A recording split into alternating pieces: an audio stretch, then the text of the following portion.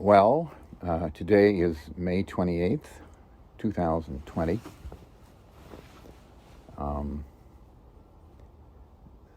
This recording comes at a time when we are approaching the extreme and fast devaluation of the U.S. dollar.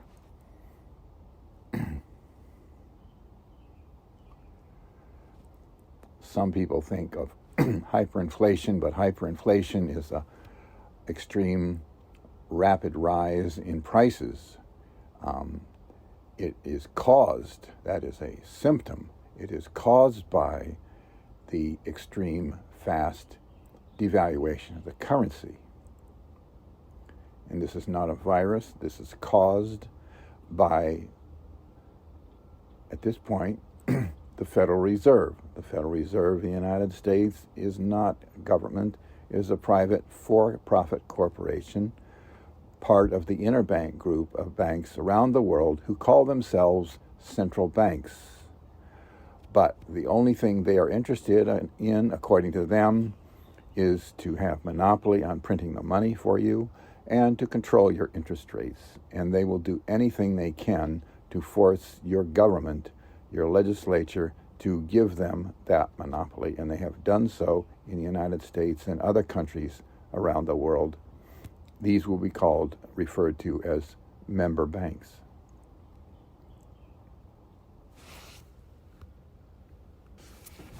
Now, some assume that is, that this can't happen in the United States, this extreme hyperinflation, but it's the extreme devaluation that is the problem. It is not a problem of the United States. It is a problem of the currency being manipulated by the Federal Reserve. And devaluation of the dollar has already occurred, and people are not paying attention to it. In 1971, August 15th, I believe, Richard Nixon, at the behest of Connally, working with the Federal Reserve, talked him into adopting the U.S. dollar as a fiat currency.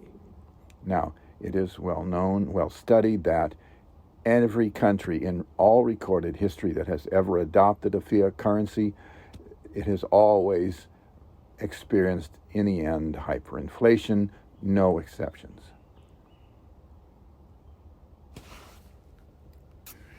In 1971, when I read this, I notified my sister that the U.S. was going to experience hyperinflation or extreme devaluation of the currency at some point, but I would let her know.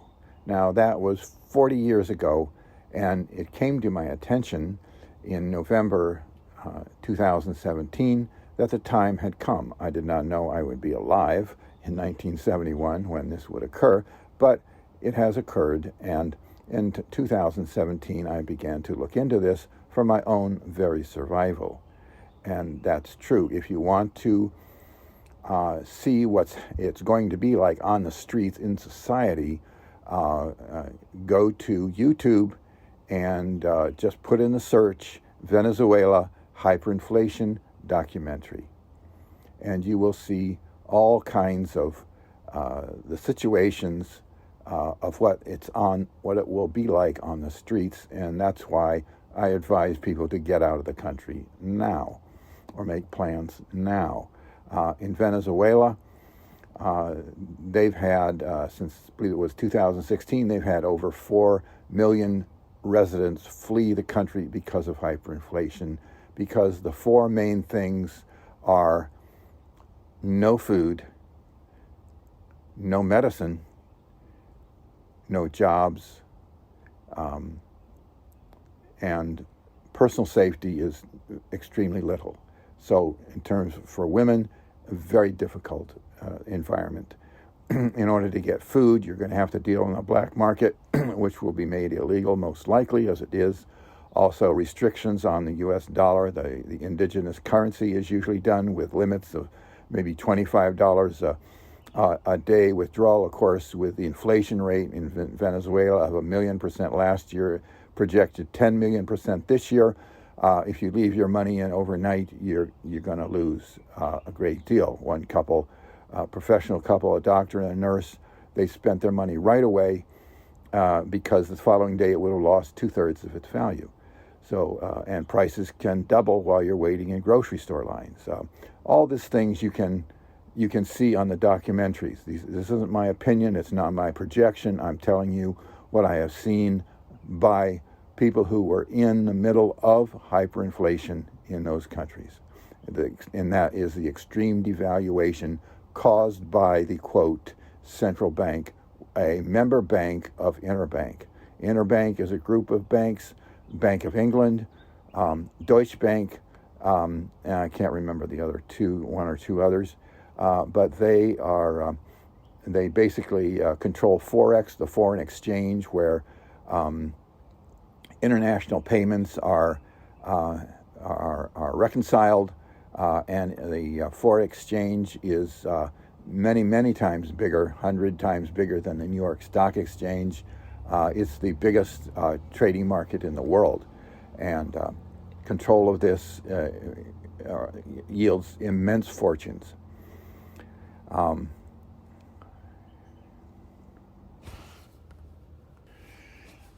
my channel, Sean William Higgins, playlist Venezuela or U.S. and Venezuela. There's another one talking about many different, and that particular playlist contains pretty much only documentaries. I don't think it's any of mine. I think they are of other people's that I've included on the playlist there. And also my channel, Sean William Higgins, playlist econ/political, 22 videos, I think, and we'll run down all the background on what I'm saying. The big banks who control Forex, the Interbank group, the 4-hour documentary, who's got their purse strings of so many countries and their intentions and what they do, and including the IMF in there. You can read all the you can hear all the particulars in this video right now. I'm just going to broad brush strokes for the layman to tell you things to look out for, and that it's time to plan to get out of the country. And it's also recommending to my friends to get all your assets out of the U.S. dollar. Any other currency will not be affected. The U.S. dollar is being diluted by the Federal Reserve, and they have done this many times. In the late 1800s, they sent out a memo that 3 years hence to stop refinancing mortgages. Okay, and this was to cause a crash in the real estate market, so that the interbank people could buy up real estate. And so when the day came, 3 years after that memo, that's exactly what happened. Okay, the member banks. Now, these member banks in the United States are not members of Interbank necessarily. They are under the control of the Federal Reserve because of the legal arrangements that Congress has given to the Federal Reserve. They have to obey what the Federal Reserve says. Okay, now in 1929, in 1929, the typical MO for the Federal Reserve is they lowered the interest rates down to near zero. The stock market went crazy. People were borrowing money. The margin was only 10%. The stock market was going up. As the story goes, shoe shine boys, elevator men, everybody had the latest tip, and people were the stock market was. J.P. Morgan, the great financier, encouraged people to go into the market and all this kind of stuff. And of course, when the market crashed, he said, well, wasn't he lucky? He got out just in time. Well, the market was going crazy. The interest rates by the Federal Reserve, they put them at near zero.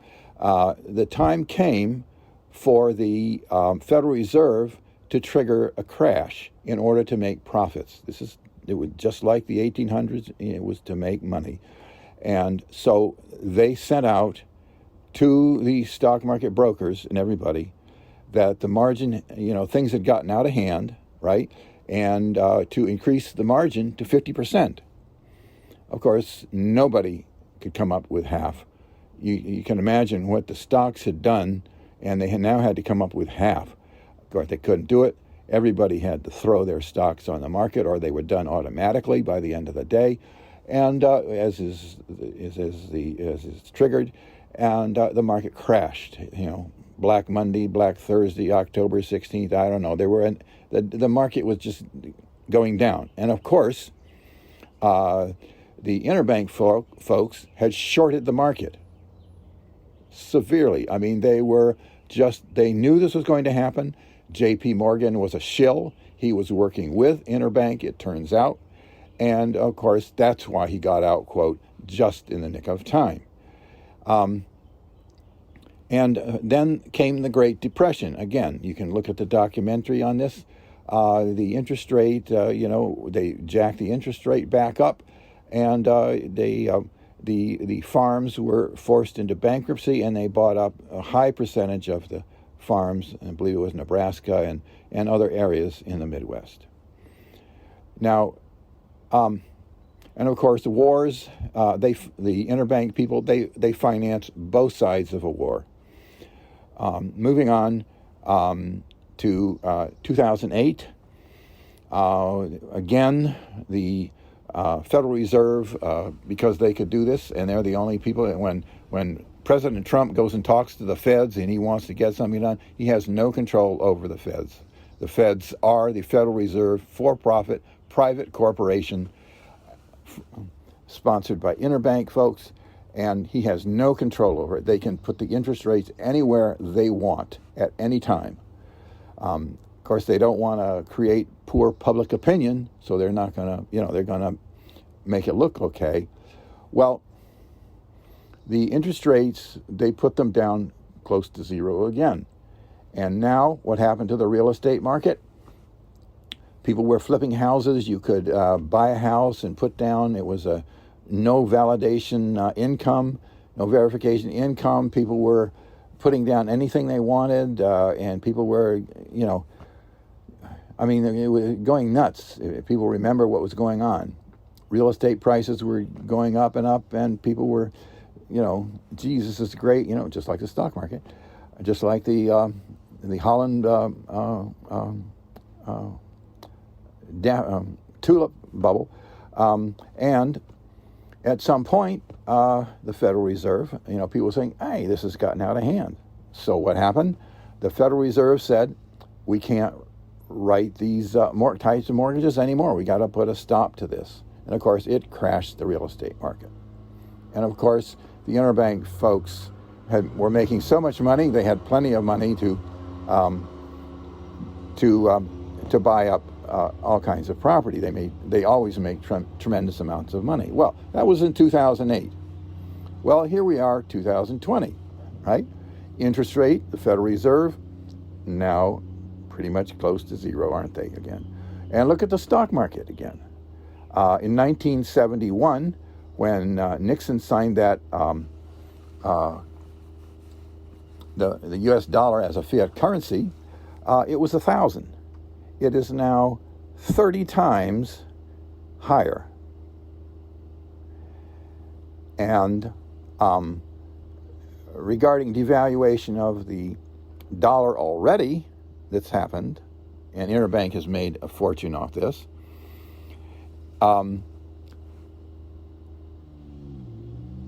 Nixon came out publicly and said this move was designed to stabilize the U.S. dollar, right, et cetera, et cetera. Well, within 8 years, the U.S. dollar had been the Swiss franc, which is the gold standard, because that's where the Interbank people live, and they're not going to ruin their currency, as opposed to ruining everybody else's. The exchange rate between the Swiss franc and the U.S. dollar was 4-1. In other words, 4 francs would buy you $1. Well, within 8 years, it virtually fell. Of course, we had stagflation right away, right? See, so much for stabilizing the economy.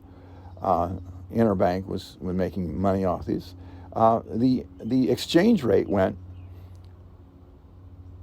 down to 1.5, and now it's at 1. So it was at 4 point, actually it was at 4.3 at the height there in 71 or so, and it's now, so it lost 75% of its value, the dollar did, and purchasing power as well, within 8 years, directly resulting of that situation of the interference of Federal Reserve, sponsored by the Interbank folks. See, this is what's happening in your country, our country, by the Federal Reserve Corporation. This is what happens when you give them a monopoly, and they forced, of course, you can look into how they did this, but they essentially forced the U.S. Congress to give them this monopoly.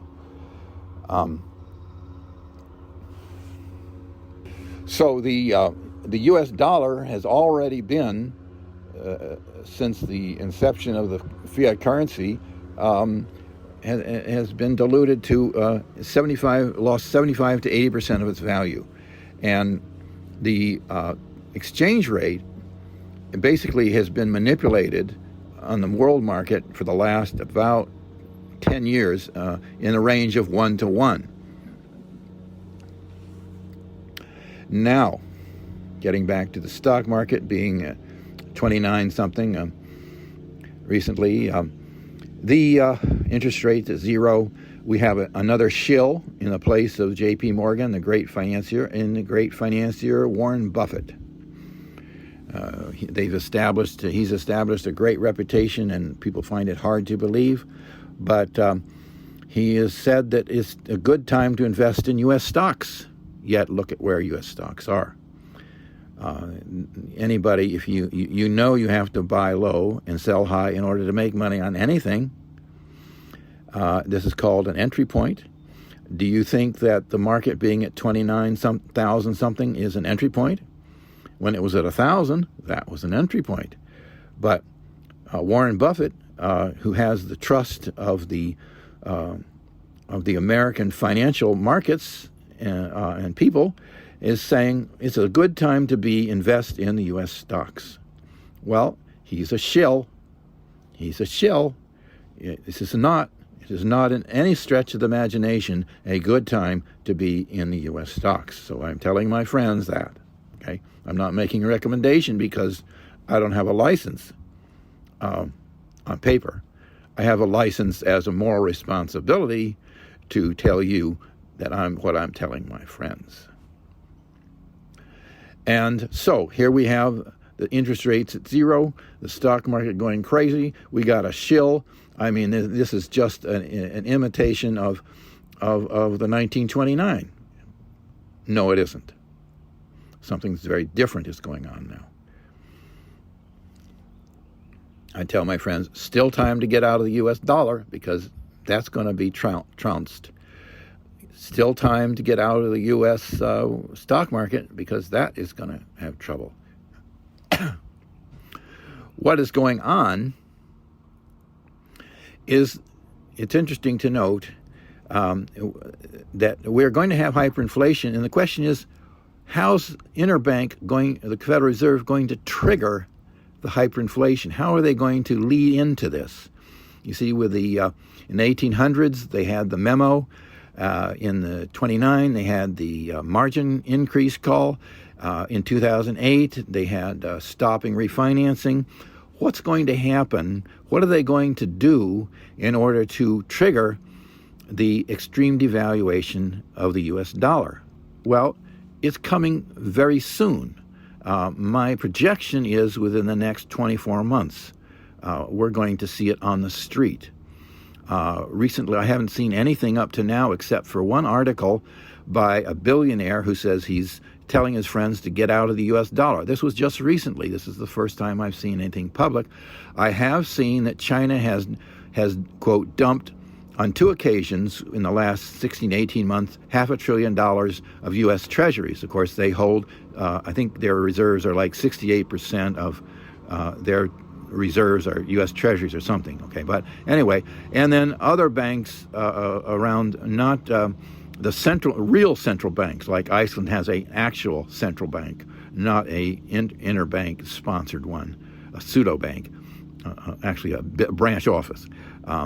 That other countries, there are 3 or 5 others since 2015 have started dumping the U.S. treasuries.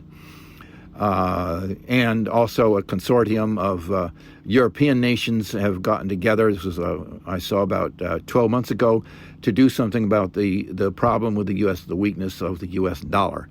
And China has called for a new world currency, reserve currency. So the problems that you may not have heard about or following, I don't pay real close attention, but I just see a lot of different news, and I see the same things that you do. You just don't pay attention to certain things that I pay attention to. And so there are problems with the U.S. dollar. They are well noted around the world.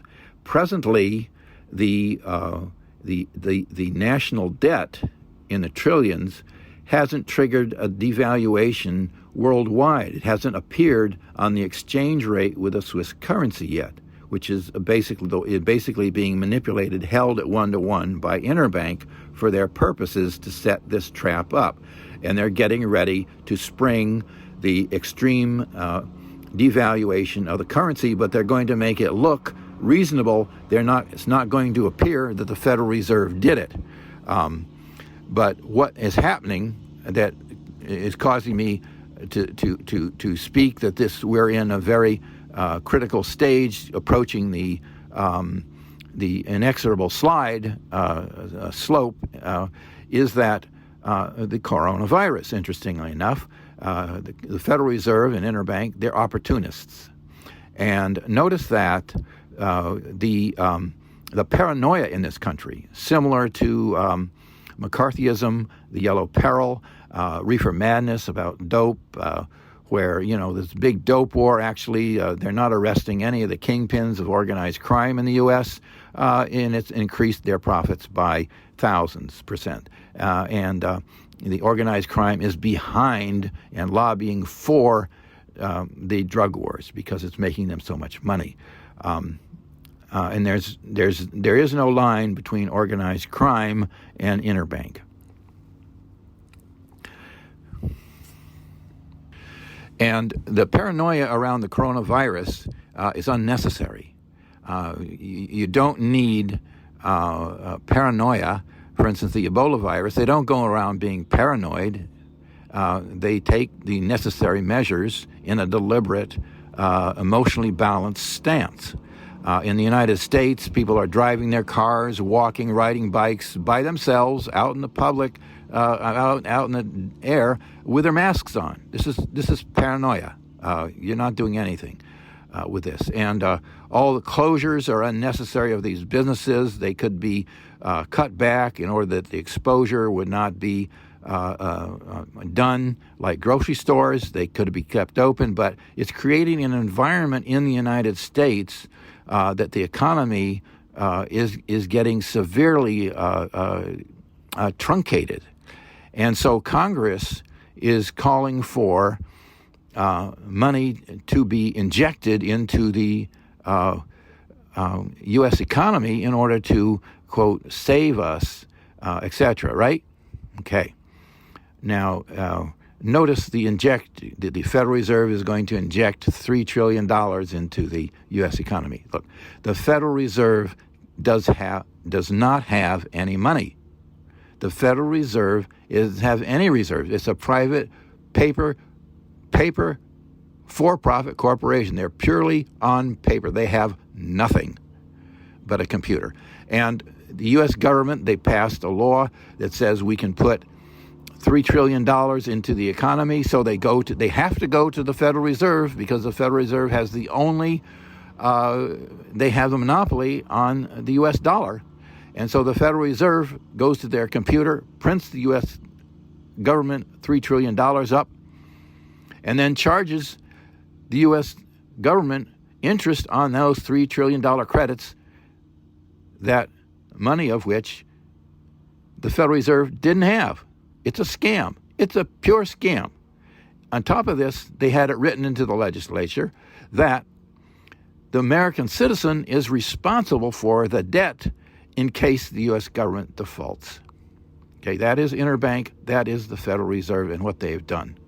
Federal Reserve, private, for-profit corporation, a paper corporation. Well, okay, that's three, given the American debt, government, there's another $3 trillion, okay? And what Volcker said, I'm sorry, not Volcker, what's his name? Oh yes, Volcker was another one. He was with a bazooka, which they thought they wouldn't have to use, and of course then they did. And of course that was the real estate market deal. Of course they made a ton of money off that one. Federal Reserve. Of course, Jerome, what's his name? This guy, Jerome Powell. Okay. Now what he said is to the American public, don't worry, we've got plenty of cash. We have a bottomless account. Now remember, the Federal Reserve's got nothing. The gold and the government used to have in Fort Knox is long gone. The Federal Reserve never had possession of it anyway. The Federal Reserve's got nothing. They're paper. They're a computer, and they can print credits for the U.S. dollar, and that's all they can do. So what does this mean? He is a member of Interbank. The Federal Reserve is an Interbank corporate branch. What he's saying is, we have it in our sights that we're going to create enough more dollars and dilute the dollar enough that we're going to bail America out, regardless of how much credits and dilution of the U.S. dollar we have to do. I mean, that's the implications. It's just like the bazooka. They said, oh, we don't want to do it. Then later on, oh, well, we had to do it, right? Well, what's going on now? They're considering, the government, another $3 trillion. Of course, this would, look at this, right down the avenue. Look at the functions of it. The function is that it's diluting the U.S. dollar very quickly. A $3 trillion here, another $3 trillion. That's $6 trillion in 6 months, okay? Now, what do you think banks around the world are going to do? You realize that 60% of all federal treasury, U.S. federal treasuries, are owned by foreign banks. If we're diluting our currency, how long do you think they're going to hold on to theirs? Their federal, because every U.S. dollar in anybody's pocket, anywhere around the world, in any kind of U.S. denominated interest, currency, U.S. currency, it's going to go to zero. Everybody who knows anything knows this. How long are these people are going to hold on to their federal treasuries and their and other savings account and all stocks and everything that's in U.S. dollars? And now there's talk of every month we should give ourselves this injection of more U.S. dollars. Now look at this. This is going right down to the slippery slope. The Federal Reserve has already done $3 trillion. They're talking about another 3. No hesitation on the part of the Federal Reserve, because it's going right down what they want to do. And then talk of more. Look, if you had a checking account that was overdrawn and you needed money and you went out and wrote a check, for $300,000, and you used that, and you wrote another, and you still needed more, a month later, you wrote another check for $300,000, went out and spent that, and then thought to yourself, this is good. I'm going to write myself a check for $30,000 every month. Now, take your banker, when this comes into the bank, when he's coming into the bank, he says he sees you're overdrawn to begin with, and then he sees this starts coming in. I mean, what do you think's going to happen? What do you think is going to happen on the world market when people, they're watching this? Iceland, Israel, China, they're looking at this. Other nations around the world, look at what America's doing, or is being done to their currency. It's already lost 80% of its value since 72. Countries hold U.S. Treasuries long term. How long do you think they're going to hold on now? We're approaching a very sensitive stage when we've got the Federal Reserve who's been directing things, saying they've got plenty of money, and all they're saying is that we're going to print as much as we would like to satisfy your needs, and your needs apparently you want more and more and more. You're going to try to bail yourselves out of this, and realize that the paranoia is totally unnecessary in this country. You don't need paranoia to stop a disease. You need common sense, a well-balanced emotional approach, so you can assess the real problems and take care of the real problems of contamination and contagion. The paranoia is being used. There's a public campaign, just like McCarthyism, just like reefer madness and drug war, just like the yellow peril. It's paranoia, it's unnecessary, it's being used to fuel public opinion and get people to want this. It wasn't necessary to trash the U.S. economy to stop the virus. They say that 80 to 85% of people who test positive for the virus experience little or no symptoms, a 95% recovery rate. This is virtually like a regular winter flu season. They say, look at the tens of thousands of elderly patients that have died in nursing homes. It's just paranoia. The nursing homes, the elderly are always hit the hardest. It doesn't matter what flu season. It doesn't matter what disease. You see, nobody's looking into realistically what's actually going on comparatively. Paranoia, that's what people say. Paranoia, My father was a surgeon, He had communicable diseases around it every day. And somebody said, well, that's different. This virus is different. I said, the only thing is different is you're paranoid. My father wasn't paranoid. He dealt with communicable diseases as they needed to be dealt with, as the nurses dealt with. And they didn't go around with masks. Ebola, you better have a mask. Treat each disease according to what's necessary. Paranoia is never necessary for anything, virtually. It never accomplishes or helps in much of any way. So the Federal Reserve is diluting the U.S. dollar. They're getting ready to do it again and again. And remember, they have their, quote, member banks around the world that they have established, that Interbank has, just as they did in the United States. They forced other governments to do this. And when they get ready, just like the member banks in the 1800s and the brokers in the 29 and the banks in the 2008 real estate crash, they have to obey the Federal Reserve. And the member banks of Interbank around will have to obey Interbank. And when they want to crash the U.S. dollar, the Interbank branches around the world are going to start dumping the U.S. dollar. And at that time, the $3 trillion that's being dumped on the U.S. on the forex exchanges by the Federal Reserve right now are going to be paltry, insignificant. When foreign governments of these, with their interbank people, start obeying the Interbank to dump their U.S. dollars onto the market, and other countries who have real central banks, they're going to be forced to dump as well. And so this is what's going to happen.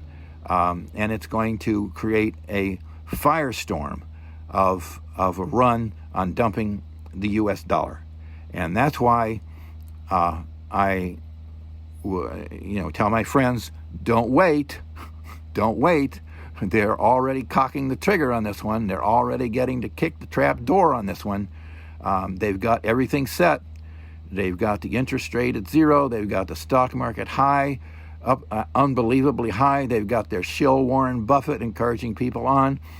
They've got the means and the environment here to inject more and more.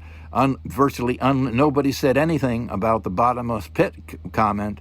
The only thing that people feel is reassured that they'll be saved by the Federal Reserve, member of the U.S. government, right? No, they're not. So everything is set. As you can see, the mechanics are set. It's not my opinion. What I've just said are the actual characteristics of the mechanism, and you can check it out. If these things are not true, you can see that they are. And they're all set up, They're all set up, and you can see if they continue exactly what is going to transpire. Now, those of you who are crazy enough to stay in the United States, I think it's tell my friends, get out of the United States, get out of the U.S. dollar. You can go to any other country, will not be affected. This is not a problem of the U.S. Country. It's a problem of the U.S. dollar being manipulated. And again, if you're you can look at the tapes in Venezuela. If you're in a large U.S. city, your life is going to be in danger. And if you're a woman, you're doubly in trouble. You're not going to be safe carrying food home if you can find any. You're not going to be safe going onto the black market where they have all kinds of people taking advantage of the illegal situation. On my website, on the econ political playlist, you can see a couple of different videos that I created on hyperinflation, part 1 and part 2. Part 1 you won't be familiar with, but it's a useful concept to know about. But part 2 will give you the rundown on what it's actually going to be like, with some videos listed there. I encourage you to do so. If you need this other information. There are those who've been getting this warning that I've been giving for the last 3 years now, and we're approaching the end of the warnings. This is now an alert that the Federal Reserve is now at a critical pass where they are ready to continue. It's going to trigger a worldwide firestorm in divesting of U.S. treasuries and the extreme fast devaluation of the U.S. dollar within the country. Of course, it will gut the U.S. Because everybody's savings will go to zero, with 1 million% in Venezuela last year, 10 million% this year of inflation. Nobody in the United States will have any money for imports. Nobody will have any money to do virtually anything. It'll be very, very serious. In Venezuela, they're turning to cryptocurrencies, and Coinbase.com has Bitcoin, Ethereum, Litecoin, and Ripple, which would be reasonable hedges, places to put your money there. One could, and my friends could anyway, they're creating a debit card to use just as you would any kind of credit card. So if you have extreme inflation like this, a friend could take their check immediately and go to the computer and upload it to a cryptocurrency, say on Coinbase.com, and it would be insulated from the devaluation of the U.S. dollar. The cryptocurrencies generally follow gold. Gold and the Swiss franc generally go up together with this type of hyperinflation. So everything fluctuates in value. There's nothing a surety at all. You worry about the fluctuation of this or fluctuation of value of that. Everything fluctuates depending on what people want to pay for it. That's the bottom line.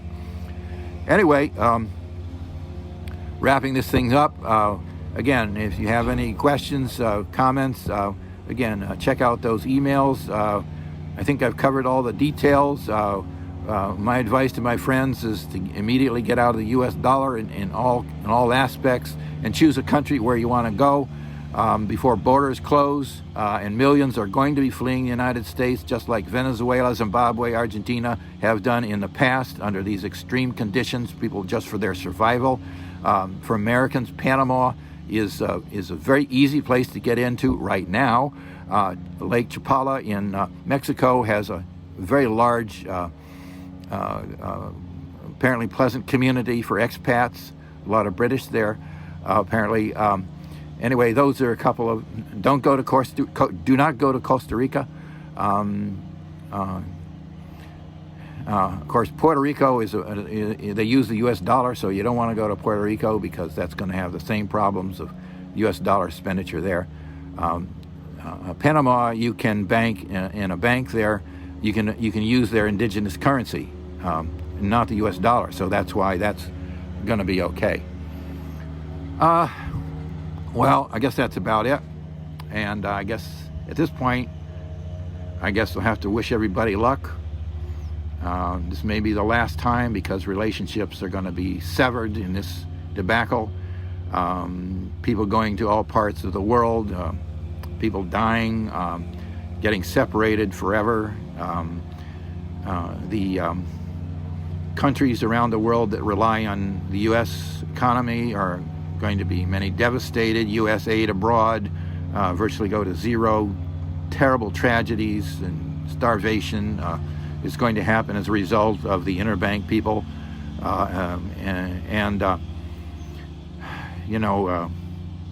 it's very unfortunate. As I said before, the torch of civilization now is going to be passed to the East. This is a major milestone in the history of the world and the human race. This is much bigger than the fall of Rome, and the Middle East is going to be one of the better places to go. Because it's just insulated a lot more in ways than Western countries dealing in trade with the United States. But again, you've got to check out any particular economy, how they're relying on trade with the U.S., how they are interrelated with other countries, that trade, in order to decide what's the best option for you. Again, before millions start fleeing the United States and international borders get closed down, just like immigrants in Europe now are experiencing. This is highly unfortunate. It's too bad somebody can't stop Interbank. I'm sure governments could if they realized their responsibility. Interbank is just as bad as Hitler, in fact, even worse, and should be treated as such, as far as I'm concerned. But some people just can't bring themselves to do what's necessary, I think.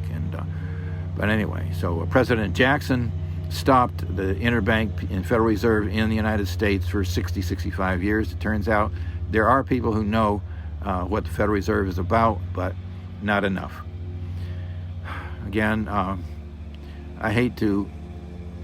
always been so big on keeping touch with classmates from 30, 40, 50 years past, and I guess I'm going to have to say goodbye to everybody. I know there are many who'll see this as just fear-mongering and that kind of thing, but I wish it were true. But good luck. If you need any help, you can email me, but good luck.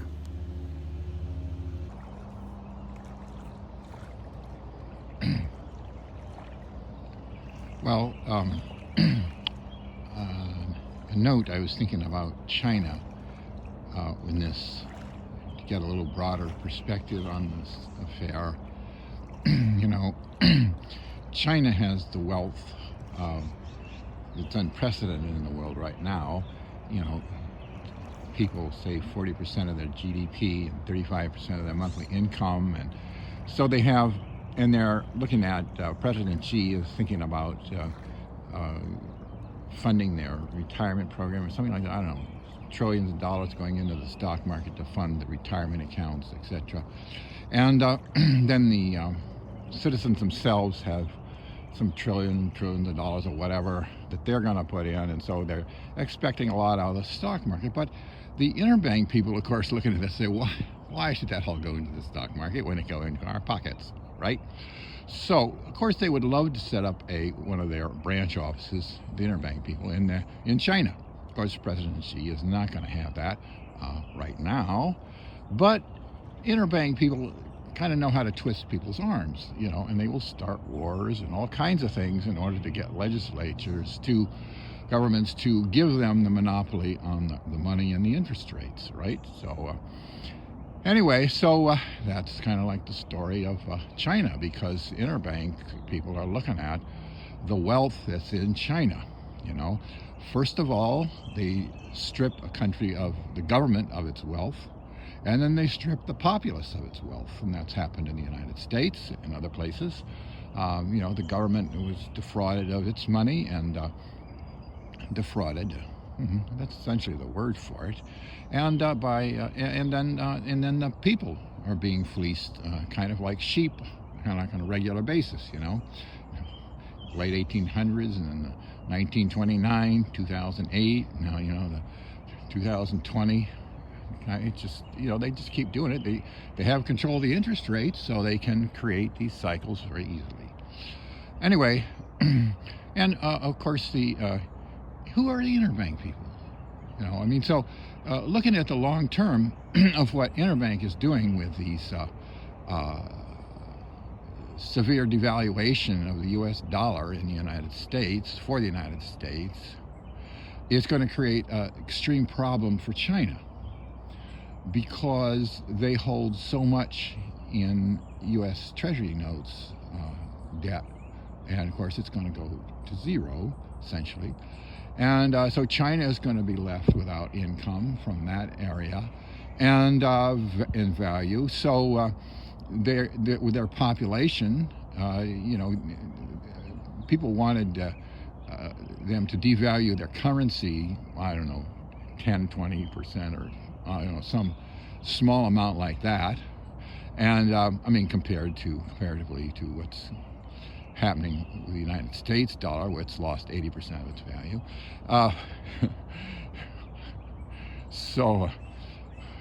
And China responded, the amount of unemployment, and just a small drop in the valuation of their currency.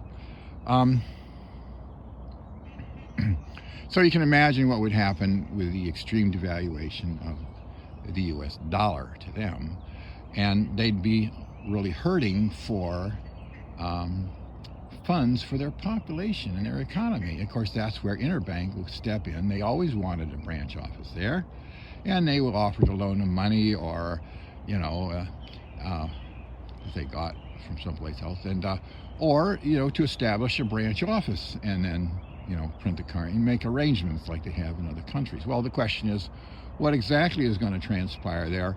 I don't know, but you realize that the borders of Switzerland were drawn a very long time ago for these wealthy, worldwide wealthy individuals who plundered various civilizations and countries, cities of their wealth. They had to have physical wealth, so they had to have a militarily defensible place to guard it. Of course, that's the borders of Switzerland. Where else could they have drawn it?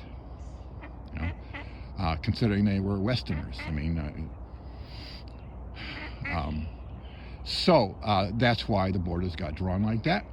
And also why, since the mid-1750s, have Switzerland been so stable.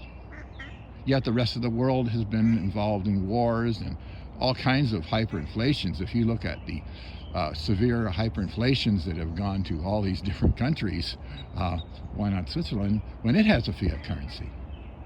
It's the only fiat currency that has ever survived that hasn't had hyperinflation. Well, why would the people who are controlling the Interbank and these branch offices around the world that are, causing these hyperinflations by and large, why would they defraud and sully their own currency, right? Well, that's why the Swiss franc, though it is a fiat currency, has not been experienced hyperinflation. And that's what the power and the influence of the people, the interbank people in Switzerland, who originally the Rothschilds, the most outstanding, who sent his sons to establish the major banks around the world, like Deutsche Bank, Bank of England, etc.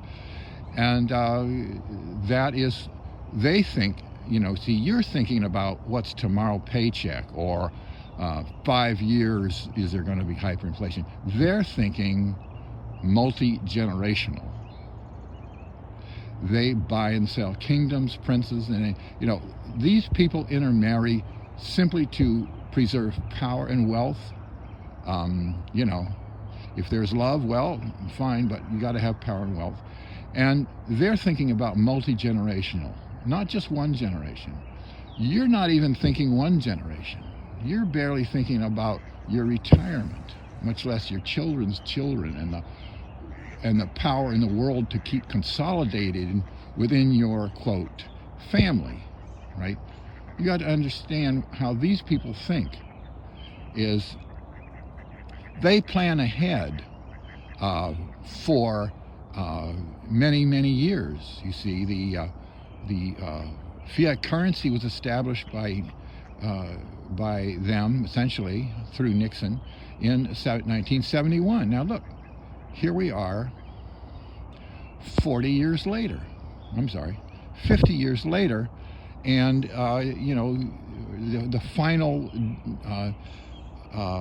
fleecing of America is just about to get underway, though it's happened a number of times in minor areas minor times that have netted the Interbank people, many trillions of dollars. But you're not getting it because you're focused on a 5-year plan or something. You're not getting it because you're not looking at 100 years. You're not getting it because you're not looking at 300 years. You're not getting it because you're not looking at 500 years. You've got to understand how long ago these families drew the borders around Switzerland. This is how late you've come to dinner.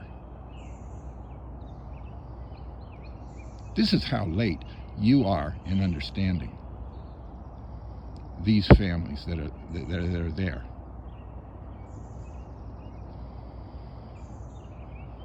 You've done no research into this, and yet you have opinions that are contrary to what I'm saying.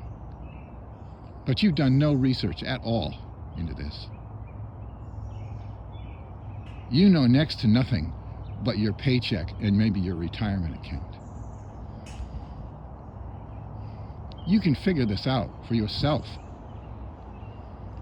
But there's so many problems that could be figured out by just one person. Einstein, just one person, ended the Second World War, essentially. One person in his office figured it out. Why not you? Look, they estimate there are 3 times the amount of food produced in the world that can to feed the entire population right now. What's happening to it then? The UN estimates there are 25,000 people dying every day from starvation alone. So who's hanging it up? Who's hanging the food up? Figure it out. So why doesn't somebody figure it out? I can't figure all this stuff out. There isn't time. But somebody can. It just takes one person. You don't need an organization. One person. You got a computer. You got a brain. Figure it out. Just one person. Figure out where the food is and who's hanging it up. And then get the word out. Names, addresses, reasons. Just one person. Well, there's so many problems like that, It only takes one person. Everybody's relying, oh, well, somebody else will do it. Well, somebody will do it. Well, no, why not you? So it takes one person. It's got to do it. Pick a problem. Pick one problem. Spend 15 minutes a day on it. That's all. 15 minutes a day, Long term. 15 minutes a day, and your brain will start working on it for you. And it'll enhance your progress. 15 minutes, that's all it takes. Action. People say words speak louder than actions. Actions are the only thing that speaks. Just 15 minutes every day, work on it.